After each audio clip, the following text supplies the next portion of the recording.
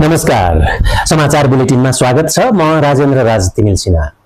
सम्पत्ति छानबिन आयोगले 30 दिने सूचना निकाल्दा साथ अकुत सम्पत्ति कमाएका पूर्व पदाधिकारीहरू विरुद्ध जनताले उजुर गर्ने लहर सुरु भएको छ। विदेशमा लुकाएको सम्पत्ति बारे समेत जानकारी दिन आयोगले जनतालाई आह्वान गरेको भोलिपल्टैदेखि उत्साहजनक रूपमा उजुरी पर्न सुरु भएको आयोगका प्रवक्ता गणेश केसीले जानकारी दिनुभयो। हिजो सूचना जारी भयो।